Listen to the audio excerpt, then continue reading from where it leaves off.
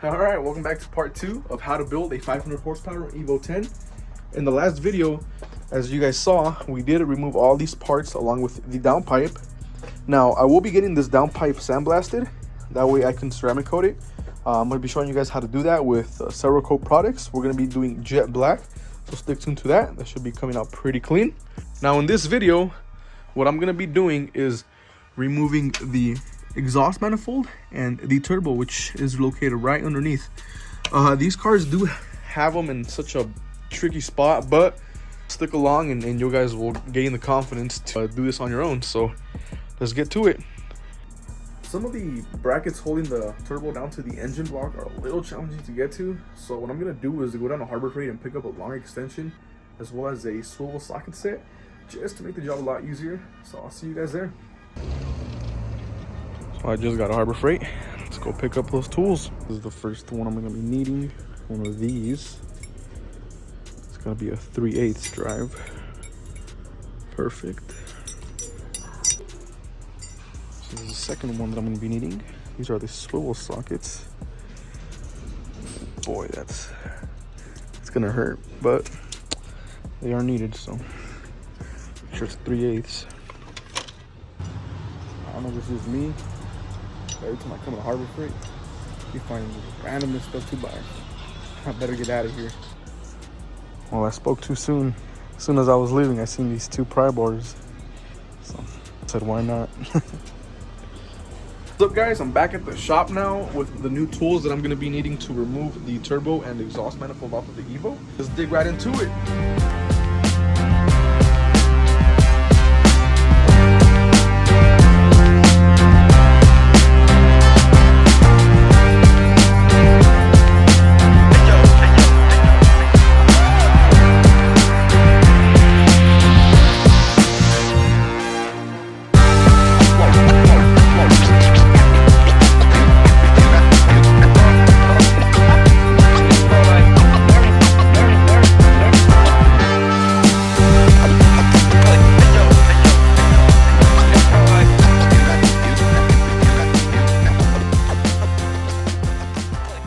Let me explain how I got all 10 of those nuts out of the studs holding the manifold in. So what I used, like I said earlier, I needed these swivel sockets.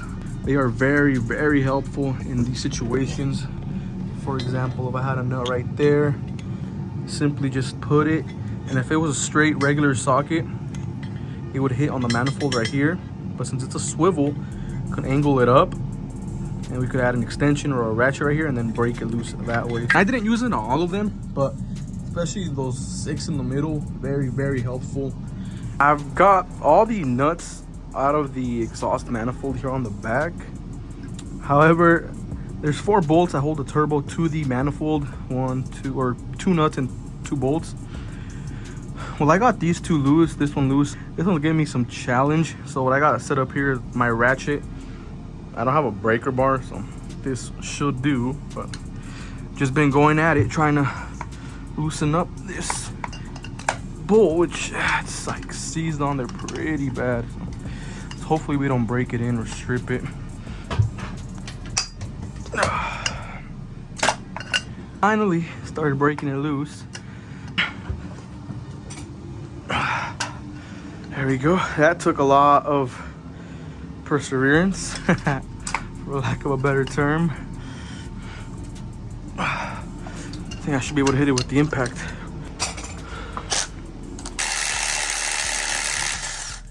There we go. That was not fun, but she's out. So you can see the turbo now has a lot of play. Now I just gotta break this manifold loose. Probably gonna smack it with a mallet, and I'll get back with you guys. I don't have a mallet, but I do have a hammer. I'm just gonna use the wood. Okay. That broke loose. I'm gonna work on prying off the exhaust manifold as it needs to come off of the turbo, and then the turbo will have to come off on its own. So let's get to it.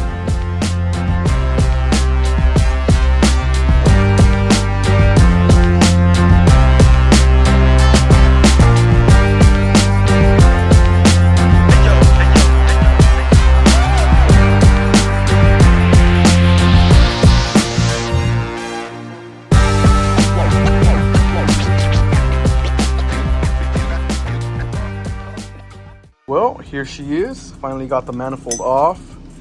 I did have to fight it a little bit. It was not really that bad. I know a lot of people might think it's hard, but it really isn't.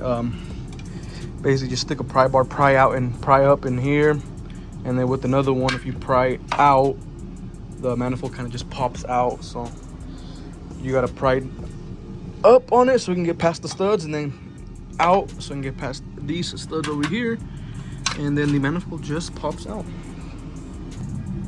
Now that we have full access to the turbo, we are able to remove the coolant line right there. There's also one more coolant line underneath this water pipe oil feed, which will have a 10mm bracket right there.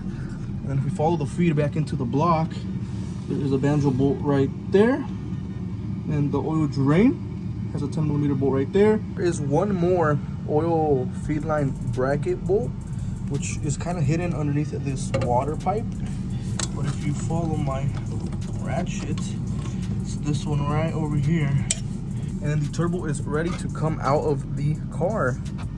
Pretty excited to get the turbo out. It's been a long day. So yeah, let's get this turbo out and keep going forward.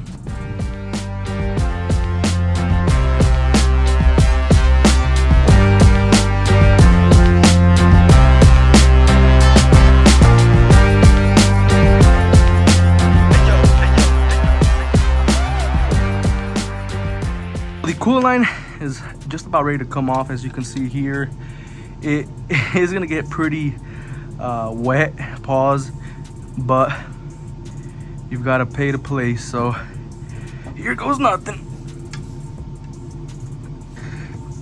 Oh, she's a squirter. Jeez. I got the coolant line off.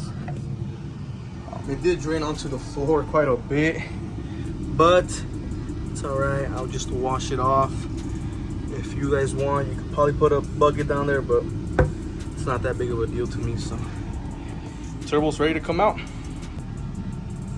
So there's a very hidden bolt holding this bracket about right that area, which you have to get from the bottom. With a very long extension, kind of just put it up in there. You use a swivel socket and loosen it up. Now that we have disconnected both coolant lines, oil return, oil feed brackets, which were one right here, one underneath the water pipe, and then the banjo bolt, the turbo is ready to come off. Also make sure that the wastegate is disconnected, which in my case it is. So let's go for it.